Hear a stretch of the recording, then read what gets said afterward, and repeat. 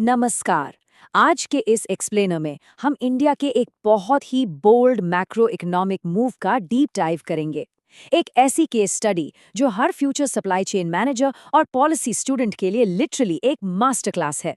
अचानक से गवर्नमेंट ने गोल्ड और सिल्वर इंपोर्ट्स पर जो नए रिस्ट्रिक्शंस लगाए हैं, उनके पीछे का रियल गेम प्लान क्या है?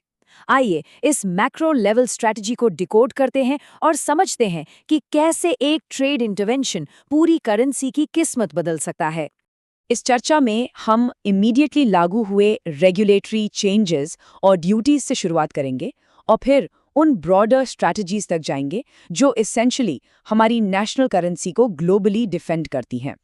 तो पहला बड़ा झटका, एक ऐसा सडन मैसिव शिफ्ट जिसने पूरी मार्केट का ध्यान अपनी तरफ खींच लिया। ट्रेड पॉलिसी पर ध्यान देने वालों ने तुरंत नोटिस किया होगा कि गवर्नमेंट ने बिल्कुल एग्रेसिव स्टैंड लेते हुए गोल्ड और सिल्वर पर कस्टम्स ड्यूटी को 6% से बढ़ाकर सीधा 15% कर दिया। इस 15% में 10% बेसिक ड्यूटी है और बचा हुआ 5% एग्रीकल्चरल सेस है। ये नंबर्स क्लियरली मैसेज दे रहे हैं किसी भी तरह इंपोर्ट्स को ड्रास्टिकली डिस्करेज करना। और इस रेगुलेटरी हैमर का सबसे बड़ा और लिटरली सबसे स्ट्रिक्ट एग्जाम्पल है सिल्वर को फ्री कैटेगरी से उठाकर सीधा रिस्ट्रिक्टेड कैटेगरी में डाल देना। इसका सीधा सा मतलब यह है कि अब डोमेस्टिक कंजम्पशन के लिए चांदी लाने से पहले directorate general of foreign trade यानी DGFT से एक्सप्लिसिट प्रायर लाइसेंस लेना मैंडेटरी हो गया है। अब बिना क्लियरेंस के 1 ग्राम भी लीगली तरीके से डोमेस्टिक मार्केट में एंटर नहीं कर सकता। आखिर अचानक ये इमरजेंसी ब्रेक्स क्यों लगाने पड़े? इसके पीछे जो डेटा है वो सच में माइंड बॉगलिंग है। सिर्फ फाइनेंशियल ईयर 2025-26 के आंकड़ों पर नजर डालिए। सिल्वर इंपोर्ट्स में 150% का मैसिव उछाल आया जो बढ़कर टोटल $12 बिलियन क्रॉस कर गया। वॉल्यूम के हिसाब से देखें तो ये 7,334 टन था, यानी 42% का स्ट्रेट जंप। गोल्ड इंपोर्ट्स भी 24% बढ़कर करीब $72 बिलियन तक पहुंच गए। ये स्टैगरिंग फिगर्स क्लियर करते हैं कि लोग अब इन कीमती धातुओं को सिर्फ कल्चरल ज्वेलरी नहीं बल्कि इन्फ्लेशन से बचने के लिए एक सॉलिड फाइनेंशियल शील्ड की तरह ट्रीट कर रहे हैं। और नए फाइनेंशियल ईयर की शुरुआत तो और भी एक्सट्रीम थी।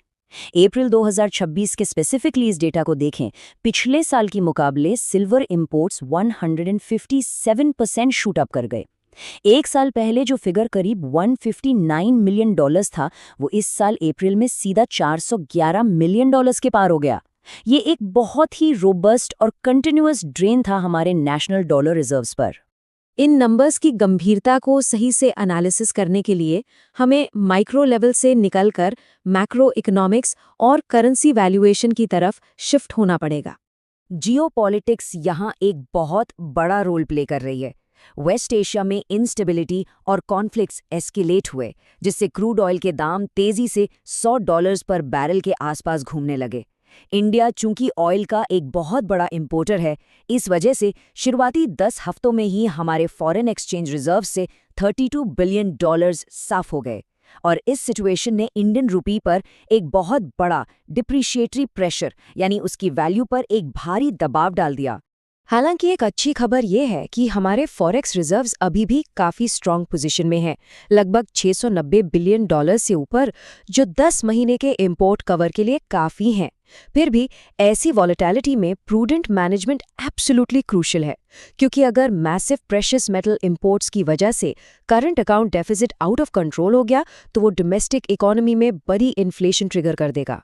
तो मैक्रो इकोनॉमिक लेवल पर तो सरकार ने अपना मूव चल दिया, लेकिन डेली ऑपरेशंस और सप्लाई चेन मैनेज करने वाले डोमेस्टिक सिल्वर इंपोर्टर्स के लिए अब रियलिटी कैसी दिखती है? इंपोर्टर्स को अब स्ट्रिक्टली एक नया वर्कफ्लो फॉलो करना पड़ेगा। पहले अपने प्रोडक्ट्स को करेक्ट ITC/HS कोड्स के अंडर आइडेंटिफाई करना होगा, फिर DGFT के पोर्टल पर ऑनलाइन एप्लीकेशन सबमिट करनी होगी और फिर उन्हें वेट करना होगा, क्योंकि अब टोटल डिस्क्रेशनरी कंट्रोल गवर्नमेंट के पास है। किसे इंपोर्ट करने देना है और कितना वॉल्यूम अलाउ करना है, ये अथॉरिटी तय करेगी। ये उनके डेली बिजनेस मॉडल्स को कंप्लीटली बदल कर रख देता है। अब बड़ा सवाल, इसका डायरेक्ट इम्पैक्ट रिटेल कंज्यूमर्स और ज्वेलरी के दाम पर क्या होगा? इंडस्ट्री के दिग्गज एक्सपेक्ट कर रहे हैं कि रिस्ट्रिक्टेड सप्लाई से मार्केट वॉल्यूम्स में शर्तिया 10 से 15% की गिरावट आएगी।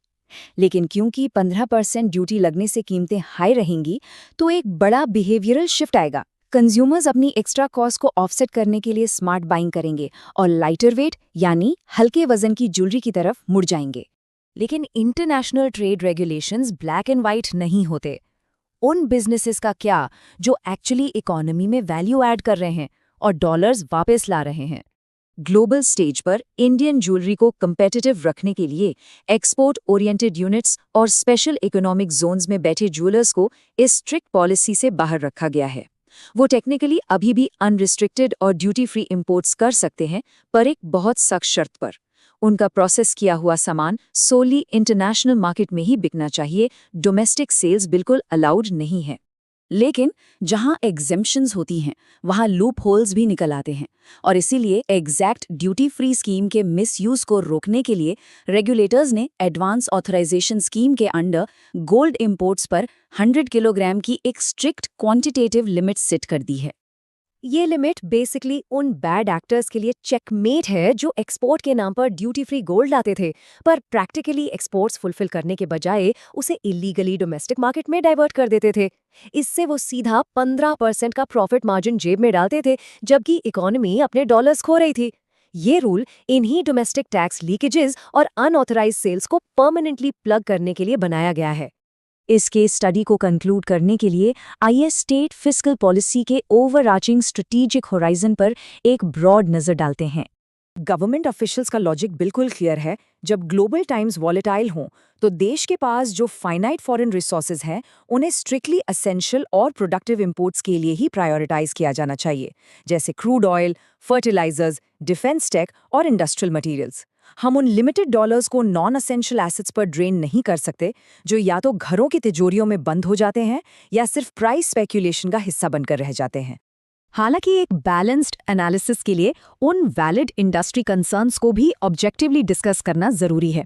इकोनॉमिक सर्कल्स में डर है कि इतनी हेवी रिस्ट्रिक्शंस और हाई ड्यूटीज मार्केट प्राइसिंग को डिस्टर्ब कर सकती हैं। हिस्ट्री गवाह है कि ऐसी पॉलिसीज से ऑर्गेनाइज स्मगलिंग नेटवर्क्स फिर से एक्टिव हो जाते हैं, जो आखिर में बुलियन ट्रेड की पूरी ट्रांसपेरेंसी बिगाड़ देते हैं।